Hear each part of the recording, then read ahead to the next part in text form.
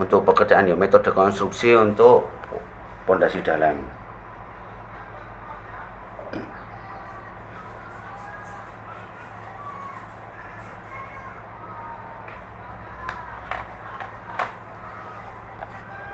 Nah, pada dasarnya ini prinsip utamanya yaitu pondasi dalam itu untuk melimpahkan beban dari struktur atas ke lapisan tanah yang lebih memiliki daya dukung yang lebih besar, atau tanah yang keras ataupun tanah yang batuan.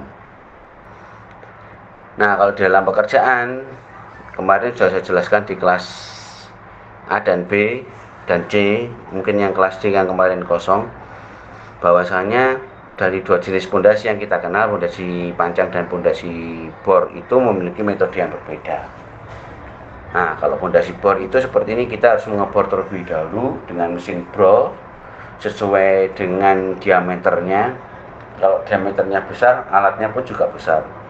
Kalau diameternya kecil, alatnya pun ya bisa menyesuaikan dengan ukuran diameternya. Kemudian kedalaman pun juga akan mempengaruhi dari mesin yang digunakan. Kalau kedalamannya dangkal sekali, misalkan sampai 4-5 meter, maka bisa menggunakan boring manual. Kalau diameternya kecil, kalau diameternya besar tetap menggunakan mesin bor. Boring manual itu seperti teman-teman di semester yang lalu mengambil sampling tanah dengan pengeboran. Nah, dibor namanya hand boring. Dengan dibor dengan menggunakan manual atau alat atau kemampuan tenaga manusia. Tapi kalau mesin kedalamannya besar, kedalamannya cukup dalam dan ukurannya cukup besar, maka digunakan mesin bor. Ya, karena apa? Kalau ya manusia tidak efektif ya, waktunya dibutuhkan juga cukup lama. Kalau dengan menggunakan mesin bor, maka waktu yang digunakan cukup pendek. Nah, dengan kondisi seperti ini untuk tiang bor sendiri pun kalau menggunakan manusia dan mesin, harganya pun juga berbeda ya. Ya, harganya berbeda. Tetapi akan lebih efektif dan efisien untuk pondasi dalam yang dengan volume yang besar dan cukup rumit, itu dengan menggunakan mesin biayanya akan lebih murah dibanding dengan manusia. Nah, ini salah satu dari jenis tiang metode dalam tiang bor dengan menggunakan drillet pile ya, mesin bor seperti teman-teman gunakan ketika ambil sampling tanah yang di semester lalu. Ini dengan menggunakan auger cast in place. Nah, kalau auger cast in place ini tergantung dari mesin dan jenis mata bornya ya. Kalau model auger cast in place ini selain dia mengebor, sekaligus memasukkan material cor-corannya ya. Jadi dia modelnya itu dia gali tanahnya ya, digali tanahnya. Ketika mesinnya ini masuk ya, di sini juga ada pipa.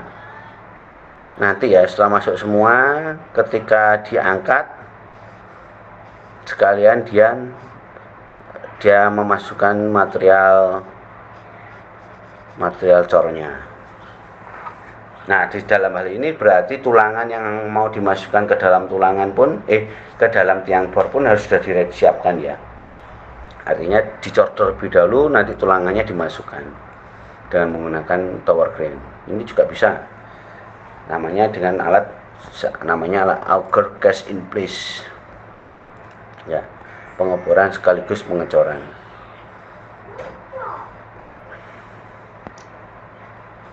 Ini ada drill shaft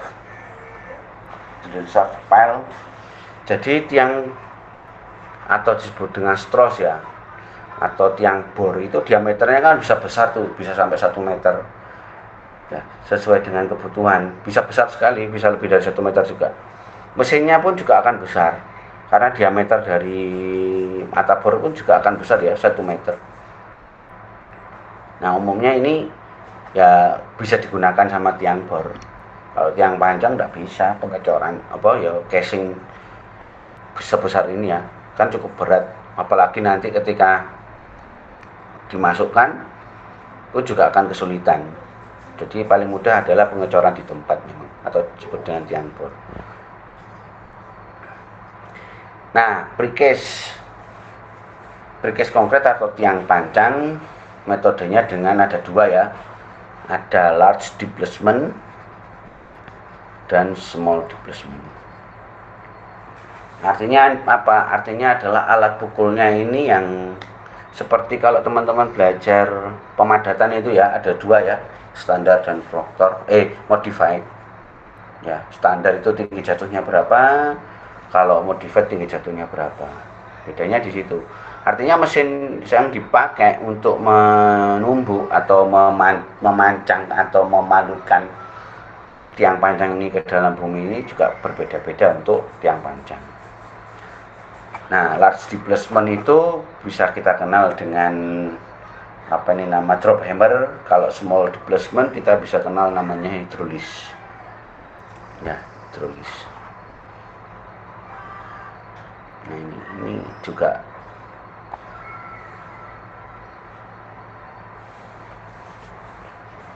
Nah, ini dengan menggunakan close end pipe pile atau casing. Ya, casing. Jadi ada pipa begitu, kemudian dimasukkan ke dalam suatu area yang akan dikecor. Kebetulan di sini adalah di dermaga. Kemudian air itu dipompa keluar. Kalau dia tanah dibor sekalian. Kemudian nanti dimasukkan material betonnya dan tulangannya. Nah, casingnya nanti bisa dilepas setelah betonnya itu setting ya, sehingga ada beton juga yang diteliti terhadap lingkungan asam ya. Maka beton yang digunakan adalah tahan terhadap lingkungan asam atau lingkungan basah kalau air laut ya, ini lingkungan basah. Kandungan pH air laut kan berbeda, bukan asam ya. Gitu. Ini dengan menggunakan close end pipe pile dengan pipa, kemudian dilakukan pengecoran. Nah, ini kalau close tadi kan berarti yang di bawah yang tertutup ya. Kalau ini tertutup berarti tidak mungkin ada air yang masuk ya, mohon maaf. Kalau tertutup berarti tidak mungkin ada air yang masuk di dalam pipa. Berbeda dengan open end pile, yang ini ya maksudnya. Ini non displacement semua ini. Ya, non pile. Ini dengan baja berarti ya, iya benar. Ini dengan baja. Jadi memasukkan pipa pun juga sama seperti mancang. Kalau ini kan di tanah, kalau ini yang di air berarti lebih tepat memang dengan menggunakan close end agar air tidak masuk ke dalam pipa. Kalau ini dengan open end.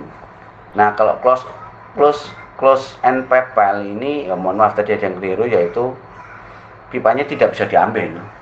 Ya, pipanya tidak bisa diambil karena apa? Ya kan di bawah tertutup tuh.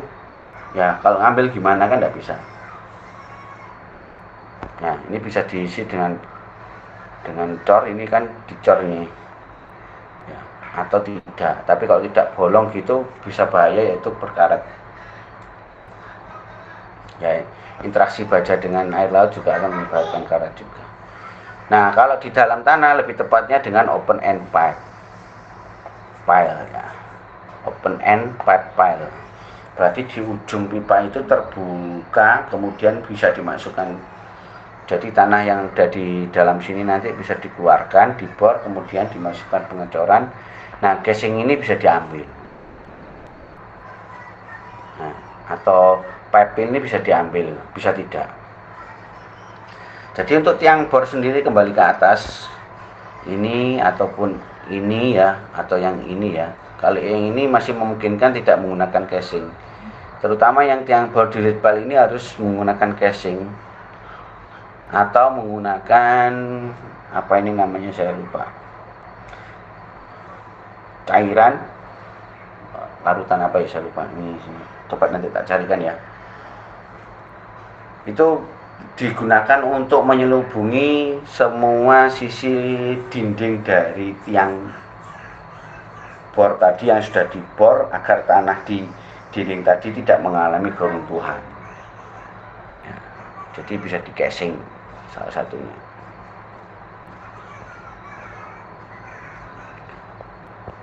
Kemudian ada tapered, berarti di ujungnya ini runcing ya. Tapi kalau di ujungnya besar itu yang tidak mungkin, tidak bisa. Biasanya dengan menggunakan boring lebih tepat. Nah, ini dengan menggunakan baja ya, pancang dengan menggunakan baja ya, sama seperti pipa tadi, pancang dengan pipa. Ini dengan menggunakan baja, I-beam dengan small displacement pile seperti pancang beton ya, sama. Dia dengan menggunakan tinggi jatuh yang kecil atau dengan menggunakan hidrolis ya, ditekan pelan-pelan. Ini dengan menggunakan diesel hammer, ini alat pukulnya. Ini small displacement, hidrolis, small displacement juga. Ada dengan vibro, getar ya, untuk mancang dengan digunakan mesin getar. Kemudian hydraulic press installer, ini dengan mesin hidrolis, juga ada alat tekannya dengan menggunakan counterweight umumnya. Ini dengan menggunakan lace base ridge ya, ini termasuk large displacement. Hidrolis juga, ini dengan menggunakan hidrolis juga. Kemudian ini di lokasi ya, di lokasinya dari inland marine ridge, juga termasuk dari pekerjaan pemancangan. Ini yang dilepas pantai ya. Kalau ini maksudnya di daratan.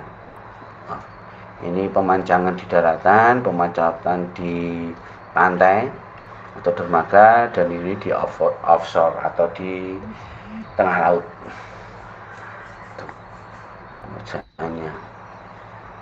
Nah, pengujian kemarin sudah saya jelaskan di kelas A, B, C, yang D yang belum, nanti ketemu pertemuan kita yang tambahan nanti juga akan menjelaskan bagaimana menghitung daya dukung tanah ya, ataupun pengetesan penghitungan daya dukung tanah berdasarkan full scale. Ini kemarin yang jelaskan dengan full scale, setting alatnya seperti ini ya. Nah, ini nanti di atasnya ini masih diberikan beban berupa balok-balok baja gitu, yang setara dengan beban struktur di atas minimal. Seberapa besar? Minimal 2 kali lipatnya, 2 kali lipat dari beban struktur atas ya. Artinya apa? Artinya bangunan bawah atau pondasi itu jika dia menggunakan beban struktur di atas normal, kondisi struktur yang sebenarnya, itu tidak akan mengalami penurunan apabila kita tes dengan menggunakan 2 kali beban struktur atas ya, seperti itu. Tapi kan bebannya nanti dibagi per pancang ya, menyesuaikan dengan jumlah pancangnya, sehingga dalam satu pancang pun beban yang bisa diterima itu kan bisa lebih kecil, dari tidak total besar gitu kan, enggak. Makanya rata-rata pondasi itu adalah mesti konsepnya adalah tiang kelompok atau bersama-sama mendukung beban struktur di atas.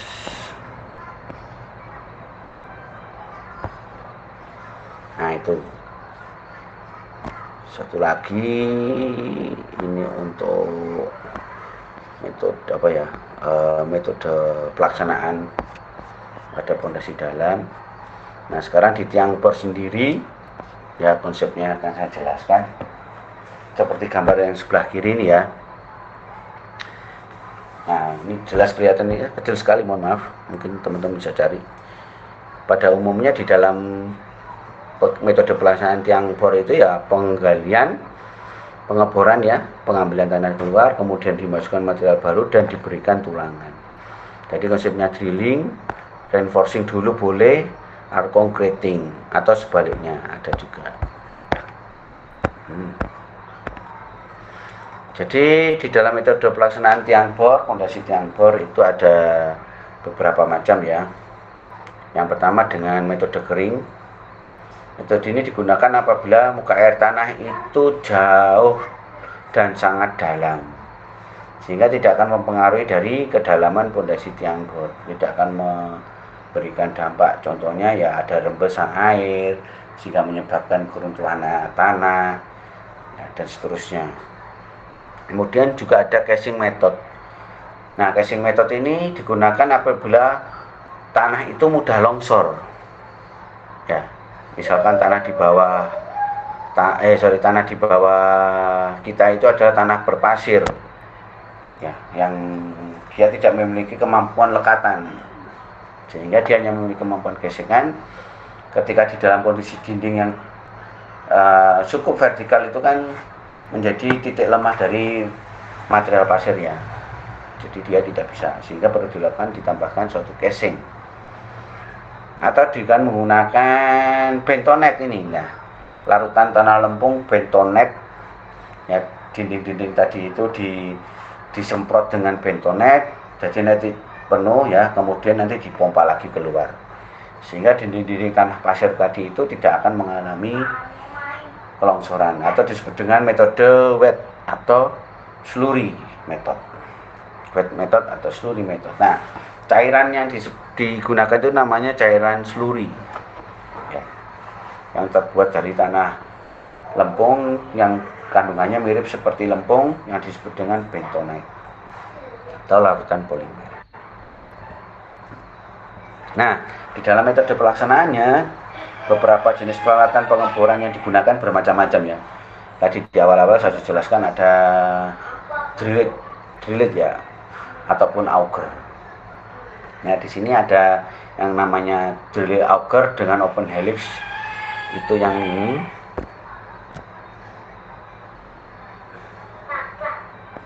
Yang nomor 1 ya.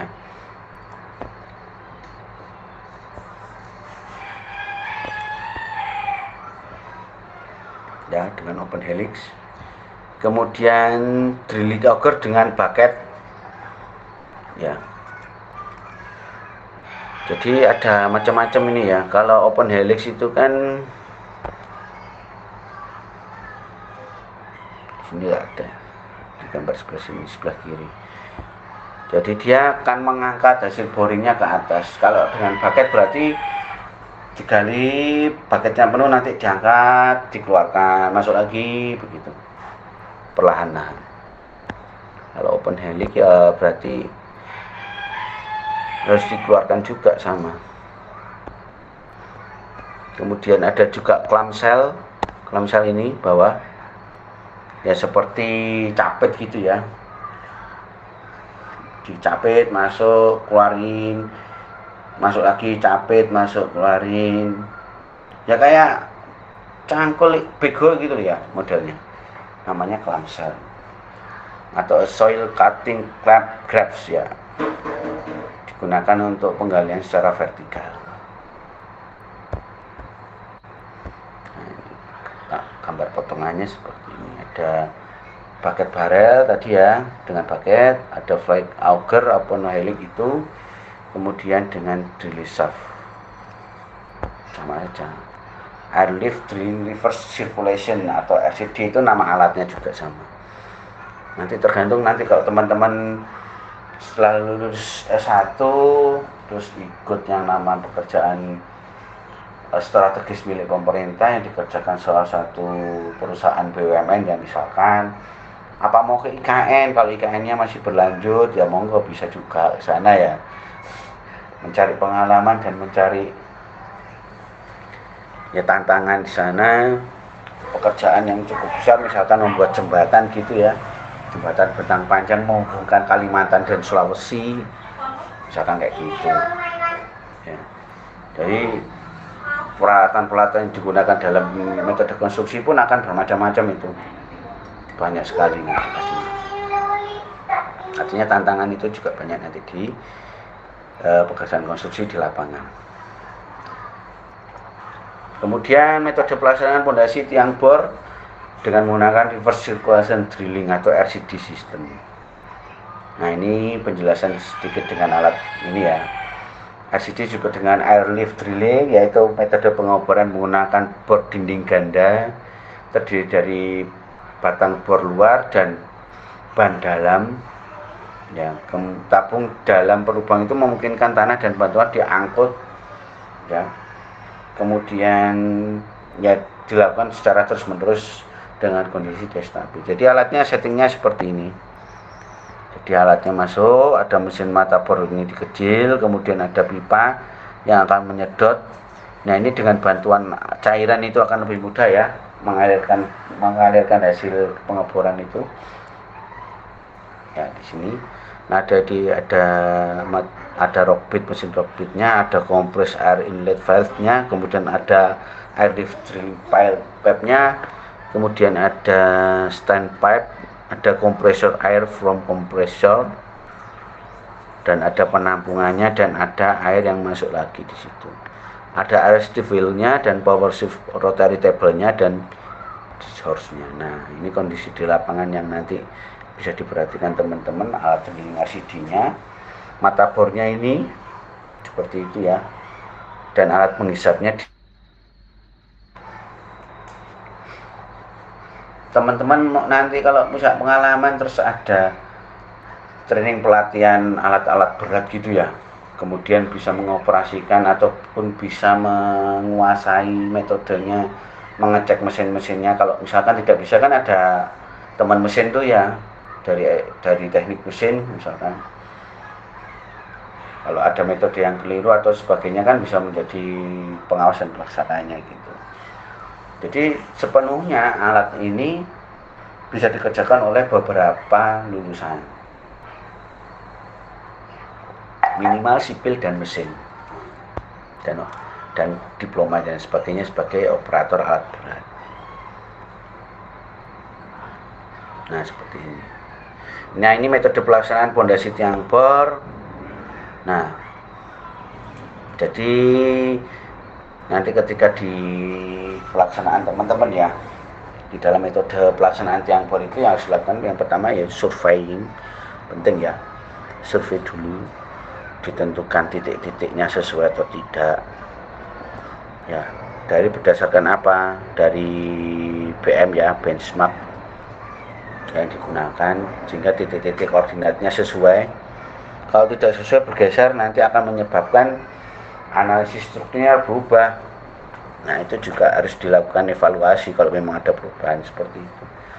Ataukah kalau misalkan biaya yang digunakan di dalam perubahan konstruksi karena kesalahan di dalam pemetaan itu bisa dilakukan, sehingga itu yang kita kenal yang namanya BIMS dan rekayasa nilai.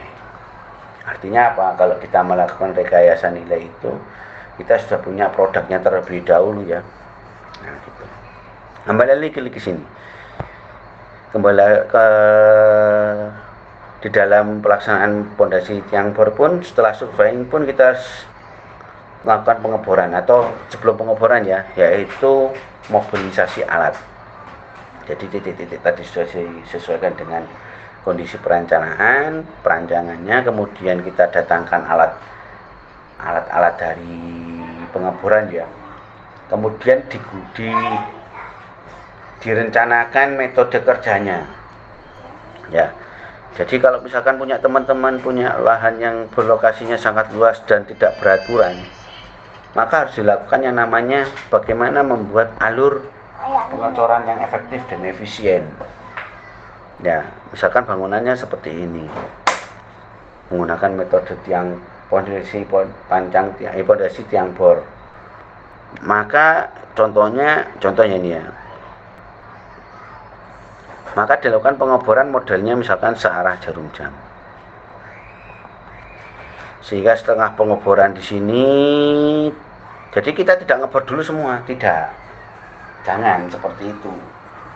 Itu nanti kesulitan ketika pengeboran di sisi sini ya. Kita ngebor di sini, sini belum dikerjakan. Pas mengebor di sini ternyata sini kelongsoran karena akibat pengeboran di sebelah terakhir ini. Jadi metodenya harus berurutan kalau bisa. Jadi setelah didatangkan alat pengeboran, dilakukan pengeboran terlebih dahulu atau dengan pre-boring ala K1, 2 misalkan dibuatkan langkah begitu ya. Ini wajib ini buat teman-teman, nanti ini masuk di metode. 1 pengeboran pre-boring, kemudian pindah ke 2. Masuk alat baru. Alat baru yaitu instalasi casing di sini. Pengeboran ketiga, instalasi casing pindah ke 2. Di sini masukkan tulangan dan berurutan. Nah, jadi teman-teman kan sudah belajar tuh pengendalian proyek ya, perencanaan dan pengendalian proyek. Ini termasuk di dalam perencanaan dan pengendalian proyek pun juga harus termasuk ini harus dilakukan karena pekerjaan pondasi itu krusial. Kalau pekerjaan pondasi terlambat, maka pekerjaan di struktur di atasnya pasti akan terlambat. Jadi teman-teman harus benar-benar belajar benar-benar tuh di perancangan dan pengendalian proyek itu. Nah, salah satunya di metode pelaksanaan pondasi tiang bor terutama. Pondasi panjang pun juga sama, bisa ya. Pondasi panjang dengan metodenya juga berbeda. Nah, intinya setelah surveying, penentuan titik, pengeboran, kemudian pemasangan instalasi casing ya. Kemudian dimasukkan drilling atau polimer tadi, kalau nggak pakai casing pakai slurry. Kemudian masukkan tulangannya, kemudian dicor, pouring cor di sini. Pengecoran. Atau penulangan dulu juga boleh, install bar. Ini polimer atau slurry tadi, install bar. Kemudian pengecoran, kemudian cabut casing. Ya, artinya apa? Kalau kita mengerjakan tahap per tahap di dalam satu area yang utuh seperti yang warna merah tadi ini, itu kendala-kendala yang di luar prediksi pasti akan keluar, akan ada. Ya. Jadi teman-teman sebelum bekerja di lapangan pun harus mempelajari metode-metode yang lebih tepat seperti apa. Ya, artinya apa? Ya mungkin di dalam pengeboran di sini. Ya. Ini jangan lupa bahwa perakitan tulangan sudah masuk, sudah jalan. Jadi pengeboran berjalan, perakitan tulangan juga jalan. Masuk alat baru, perakitan tulangan sudah banyak kan? Tinggal nanti instalasi saja. Begitu. Bahkan pun ketika pengecoran ya, kan harus mencapai umur kuatnya ya. Nah, itu juga harus diperhatikan. Ketika belum mencapai umur kemudian diinjak-injak kan nanti takut keruntuh tuh ya. Takut ada keruntuhan dan sebagainya. Ya, gitu. Nah, mancang sendiri pun ngebor sendiri pun juga diketahui harus levelnya gitu ya. Dan harus dikontrol. Kalau pengeboran itu lebih sedikit rumit daripada pancang. Karena apa? Harus dipastikan bahwa volume yang masuk ke dalam tiang bor itu sesuai dengan perencanaan. Kalau misalkan teman-teman ngebor memasukkan memasukkan cor-coran tadi ternyata ada, kalau tidak menggunakan casing ya ini ya. Kalau dengan menggunakan casing pasti terkontrol, itu volumenya pasti sama dengan satu tiang bor. Tapi kalau tidak menggunakan casing, kemungkinan bisa tambah, bisa kurang. Ya, volume cornya kan bisa nambah juga bisa kurang. Kalau nambah artinya apa? Berarti di dalam itu ada penambahan lubang. Karena penggalian juga bisa, karena tanah itu yang berpori juga bisa, ya. Itu bisa terjadi. Bisa jadi volume berkurang. Kalau volume berkurang, artinya adalah ada tanah yang longsor, yang mengurangi ketinggian dari pondasi tiang bor. Jadi paling aman tetap menggunakan instalasi casing kok. Itu paling aman sekali di dalam pekerjaan pengeboran tiang bor ini.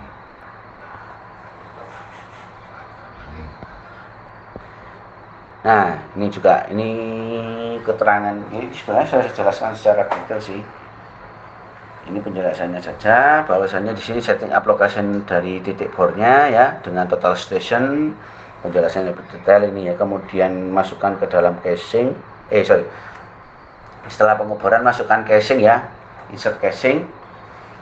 Nah ini yang paling penting controllingnya ini ya, bahwa ketika masukkan casing harus vertikal, harus lurus. Kalau tidak ya nanti miring fondasinya. Bisa menggunakan filbro driver atau filbro hammer untuk memasukkan casing. Ya, alatnya itu, banyak sekali ya. Kalau pancang cuma satu mesin aja, Mas pakai apa ini namanya, hammer ataupun hidrolis. Kalau tiang bor alatnya banyak, tapi ini serunya orang teknik sipil di lapangan nanti ya ini, alatnya banyak. Kemudian drilling. Nah, tadi ada pre-boring ya. Tujuannya pre-boring itu bukan drilling ya, pre-boring ya tadi ya di sini ya. Mana tadi? Pre-boring ini ya, pre-boring. Pre-boring itu prinsipnya sama seperti drilling. Ya. Dia dibor tapi tidak sedalam yang ada di kedalaman pondasi. Jadi pre-boring itu dipakai untuk membantu kelurusan dari casing. Ya, jadi dibor dulu misalkan kedalaman 3 meter, nanti masukkan memasukkan casingnya, nanti kan bisa lurus. Ya, kalau masukkan casing langsung tanpa pre-boring itu resikonya adalah kan terjadi kemiringan ketika dimasukkan casingnya dengan menggunakan filbro driver atau filbro hammer. Kadang kalau orang malu itu ya memaku pakai palu. Kalau tidak dipukul pelan-pelan dulu, langsung mukul kenceng gini ya. Kalau materialnya misalkan ini pakunya paku kayu, dipakai di dinding yang ketemu beton. Ya, pakunya kan langsung bengkok tuh. Kalau teman-teman pernah maku bengkok. Sehingga kita maku, kita kan harus paku pelan-pelan dulu, baru kencang gitu.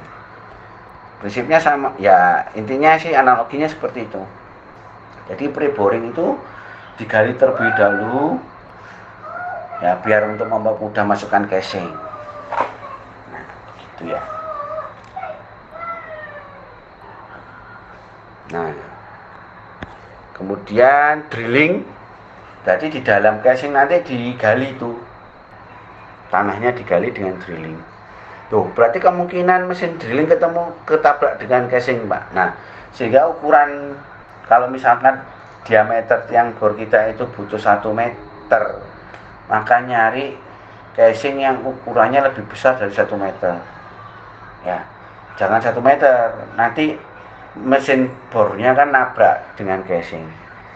Jadi diperbesar, misalkan 1,1, 1,05 atau paling nggak harus ada spelling ya. Kemudian dimasukkan mesin alat bornya ya, mau pakai auger atau macam-macam auger tadi atau menggunakan drill shaft juga bisa. Kemudian kalau tidak pakai casing, maka gunakan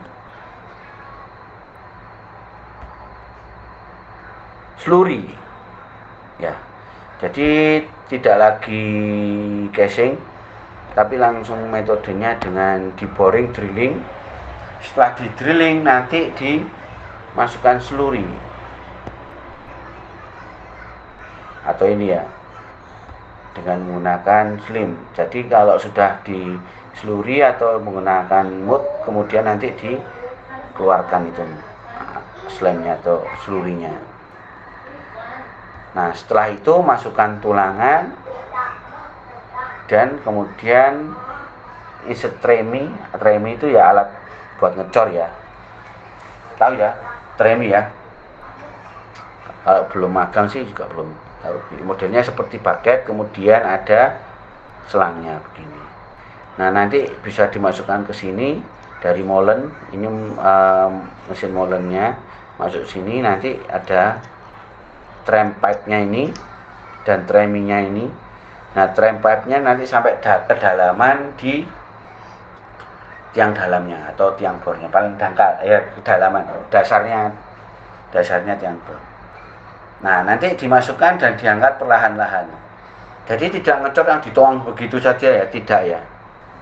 Ya, teman-teman kan sudah belajar beton tuh. Kalau menyetak beton itu kan tidak bisa langsung begini. Akan menyebabkan suatu namanya apa? Segregasi ya, atau pemisahan agregat. Sehingga ngecor yang benar itu kan harus dari atas. Ya, begini. Nah, jadi tidak sembarang dari molen langsung dituang begitu saja ya, enggak. Tidak. Artinya adalah dalam pengecoran pun eh, harus diperhatikan tuh metodenya. Bentar.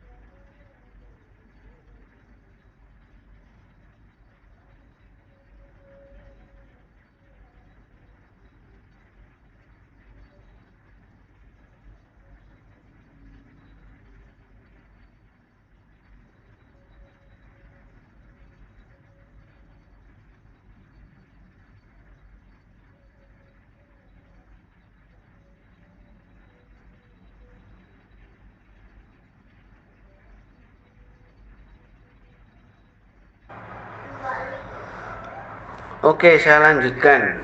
Mohon maaf ada telepon dari orang tua saya, jadi harus ngangkat tuh ya. Ada informasi. Kemudian saya lanjutkan. Jadi setelah pengecoran tiang panjang, pertanyaannya, Pak, kapan casing itu dilepas? Ya, ini nanti teman-teman cari pengalaman di lapangan. Kira-kira casing itu dilepas pada H plus berapa? Nah, pasti ada ketentuan di situ. Tidak mungkin 28 hari. Nanti titik yang lain nunggu 28 hari yo, lamaan ya. Ya, tidak mungkin 28 hari. Apakah 14, Pak? Nah, itu juga harus dipikirkan. Apakah 14 hari? Kan lama nanti bisa kalau jumlahnya. Artinya kan jumlah casing harus banyak tuh. Biar apa istilahnya ya? Alur kerjanya itu tidak saling menunggu waktu yang cukup lama. Kemudian dilakukan pouring konkret ya, perawatan pengecoran ya sorry. Ini dengan menggunakan metode SCD, self compacting concrete, pemadatan dari beton tanpa perlu menggunakan alat vibrasi ya, maksudnya itu. Pouring itu penuangan beton ya, salah satunya dengan menggunakan beton SCC atau self compacting concrete. Nah, ini dengan maksimum agregatnya 2,5 cm, workability dengan flow-nya dengan diameter 55 cm. Nah, setelah sampai umur dicapai dengan persyaratan yang ada di rencana kerja, maka pengangkatan atau pencabutan dari casing dengan menggunakan Vibo hammer juga. Nah, setelah itu dilakukan pekerjaan selanjutnya, yaitu pekerjaan bell cap atau bor. Jadi pekerjaan tiang pancang itu tiang bor itu terakhir ya sampai sini. Ini belum terakhir, maaf. Tiang bor umumnya itu ya pekerjaannya pelaksanaannya sampai sini. Yang terakhir sebelum bell cap ya harusnya ya. Sebelum ini maka harus dilakukan, ini saya lewati dulu, dengan melakukan pengujian daya dukung tiang bor sebelum dilakukan bell cap ya. Nah, ini dilakukan pengujian dulu, bisa menggunakan static loading, uji beban statik yang full scale. Itu tidak mungkin, yang sangat memungkinkan yang nomor 2 dan nomor 3, yaitu dynamic test atau disebut dengan dynamic test dengan menggunakan alat pile driving analysis atau PDA yang di kelas ABC kemarin saya jelaskan. Ada juga pengujian integritas tiang bor dengan menggunakan cross hole acoustic, yaitu sonic logging test dan impulse echo. Tujuannya apa sebenarnya pengujian tiang bor ini perlu dilakukan? Ya, artinya adalah kita harus menguji kemampuan daya dukung tiang bor. Kalau di kelas A dan B, ABC kemarin saya jelaskan bahwasanya untuk tiang bor pun berbeda dengan tiang pancang. Kalau tiang pancang kan kita langsung desak tuh tanah. Jadi perlawatan tanah itu langsung bekerja. Berbeda dengan tiang bor. Kalau tiang bor itu kita kan menggali dan mengganti material beton. Maka interaksi antara tanah dengan dinding tiang bor itu cukup lama, perlu ditunggu. Tidak langsung seperti tiang pancang, tidak. Jadi daya dukungnya itu menunggu waktu, yaitu yang bukan beton ya, bukan umur beton ya, tetapi interaksi antara dinding tiang bor terhadap lapisan tanah itu cukup lama. Ya.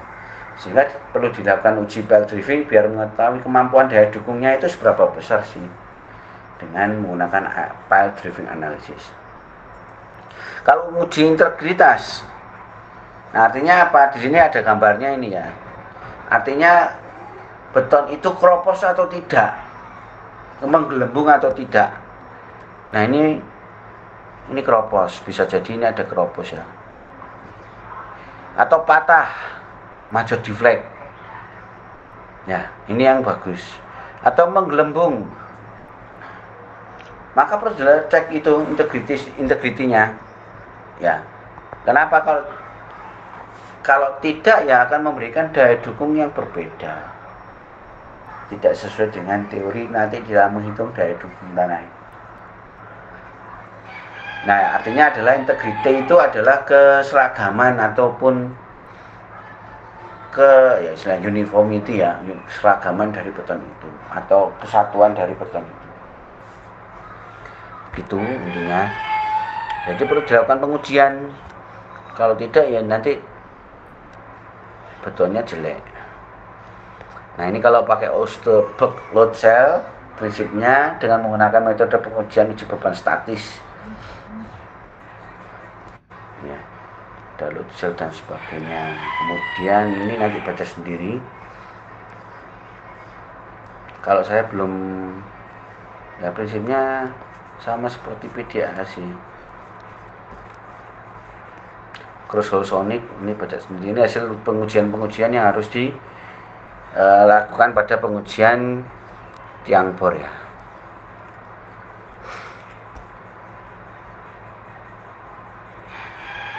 Kemudian PIT test.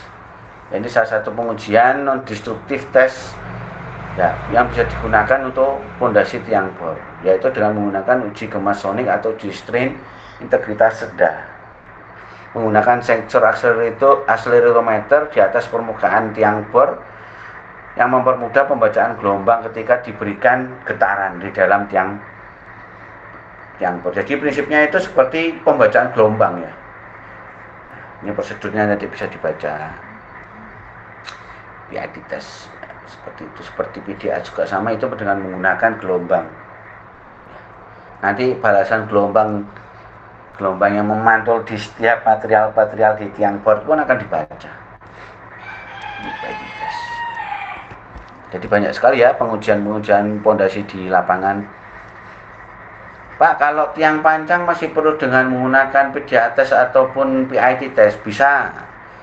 Nah, artinya apa? Artinya bisa jadi di dalam di dalam penyelidikan tanah pun kita tidak menyelidikan secara keseluruhan ya. Kita mau mengambil titik-titik tertentu. Maka ketika kita tes di setiap pengujian itu akan menunjukkan bahwa lapisan tanahnya berbeda. Ya, bisa jadi di sini luput ketika melakukan penyelidikan tanah. Ya, ternyata di sini tanah yang dominan adalah tanah lempung dibanding tanah yang berpasir, misalkan begitu. Nah, itu harus dilakukan evaluasi itu. Apakah dengan desain fondasi jumlah tiang panjang yang ditentukan di situ masih mencukupi, maka harus dilakukan investigasi. Pengalaman kemarin di UNESA ada kondisi yang seperti itu ya. Jadi di antara dua titik penyelidikan tanah itu, di tengah-tengahnya itu ternyata tanahnya jelek, tanahnya terlalu dominan tanah lempung, sehingga ketika pembacaan manometer pada alat hidrolisnya mesin atau kebetulan bukan pakai panjang, pakai tiang bor pas diuji PDA di situ ternyata hasilnya jelek. Wah, itu dievaluasi. Jadi pekerjaan PSDKU Magetannya UNESA itu molornya cukup lama karena keterlambatan di pekerjaan pondasi. Ada satu titik pondasi itu yang ternyata data tanahnya tidak terbaca atau terlewati. Seperti itu salah satunya.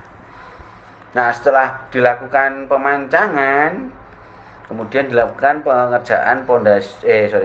pekerjaan tiang bor ya, atau pelket.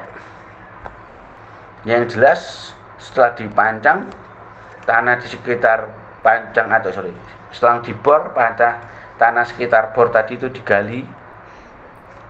Ya, digali. Kalau misalkan ternyata pengecoran tanah itu sudah tepat di bawahnya tiang bor atau pelket sesuai dengan rencana. Tadi tidak perlu digali, hanya digali untuk keperluan lantai kerja. Tetapi kalau misalkan lapisan tanahnya begini, ini tanah ternyata pelketnya itu masih masuk ya, di sini. Tetapi kita ngebornya sampai permukaan tanah, maka ada volume yang harus disebut dengan dibobok atau dihancurkan. Ya, disebut dengan pembobokan borbal. Coba kalau misalkan kita ratakan dulu saja sampai di bawah parket. Nah, tapi kan nanti ada tanah yang di sekitar pondasi kan tidak perlu digali. Tapi kalau dibor di bornya itu tepat pada pas pengoboran itu tanahnya digali dulu sebelum dibor, ya bisa saja sebenarnya. Tapi teman-teman harus memastikan kondisi di lapangan itu, setting alat itu, kaki-kakinya tiang bor itu tidak terganggu dengan adanya pondasi yang berdekatan. Nah, itu ya. Atau alat mesin bor tadi kan bermacam-macam bentuknya itu. Ketika mobilisasi pun tidak terganggu dengan adanya galian palcap yang digali dulu ya. Maksudnya ini digali dulu gitu teman-teman. Digali-gali dulu. Nah, baru dibor gitu. Jadi tidak ada pembobokan. Maunya efisien gitu. Nah, kalau seperti itu harus dipastikan bahwasanya alat yang mobilisasi alat itu tidak terganggu dengan galian-galian di sekitarnya. Apa itu yang tidak terganggu? Yaitu alat drillingnya atau alat penggalinya itu. Kalau digali, dibor dulu baru digali Pak, ya mungkin saja. Tapi untuk pondasi sekitarnya jangan sampai terganggu dengan adanya galiannya ini. Nah, artinya apa? Artinya di dalam perencanaan pun harus difikirkan. Gali tanah ada biayanya, ya toh? Atau gali nguruk gali ada biayanya.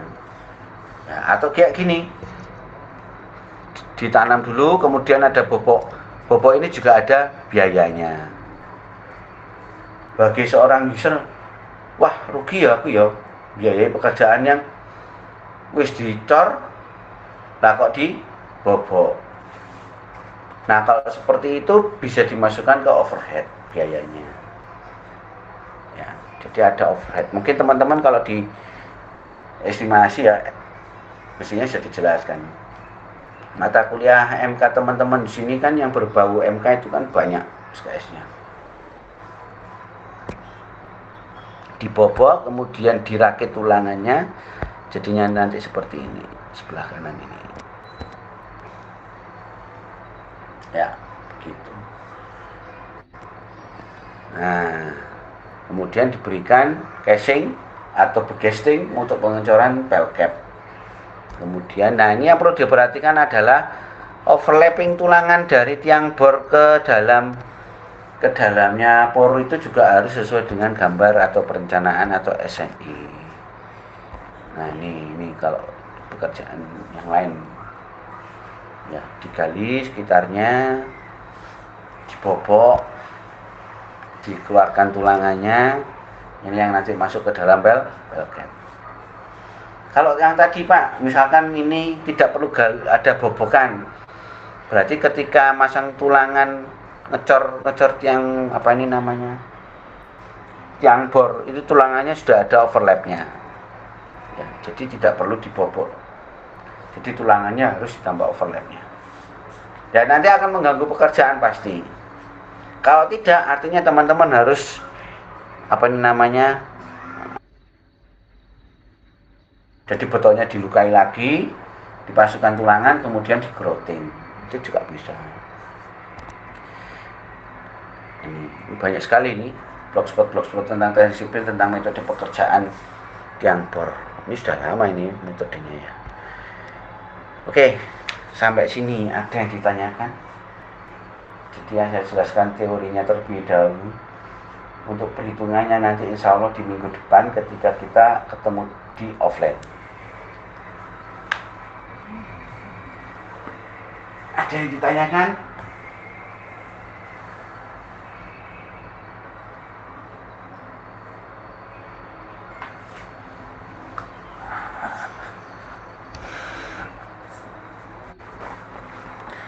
Ini materinya sudah saya berikan toh. Sudah, Bapak. Sudah, Pak. Oke, berarti sudah diberikan. Terus ini.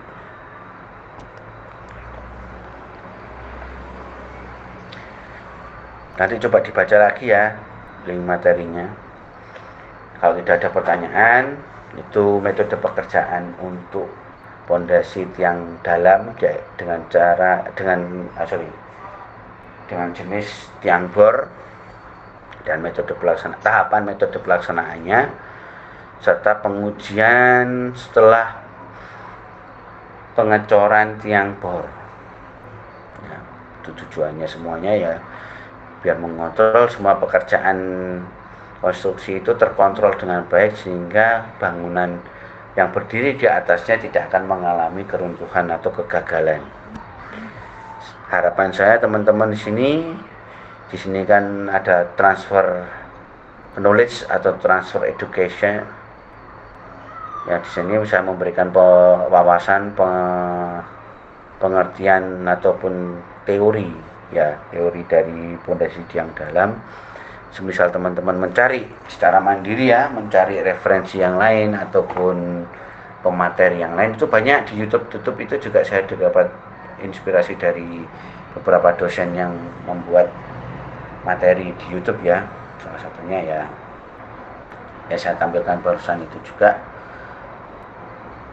Nanti teman-teman bisa cari-cari, monggo ya. Itu tugas mandiri teman-teman ya nanti. Kalau tidak ada pertanyaan, kita akan lanjutkan di minggu depan. Karena ini minggu libur ya, harusnya istirahat ya bagi kelas A dan B ya. Tapi kalau tidak ditagih liburnya sih tidak masalah. Tapi saya beban untuk tidak mengganti nanti. Kalau diganti dengan tugas mandiri sih boleh-boleh saja nanti ya. Di kasus waktu yang lain kalau misalkan kondisinya tidak memungkinkan. Oke, terima kasih. Itu saja dari saya. Terima kasih banyak. Saya akhiri dulu. Wassalamualaikum warahmatullahi wabarakatuh. Waalaikumsalam warahmatullahi wabarakatuh. Terima kasih, Pak. Waalaikumsalam warahmatullahi wabarakatuh.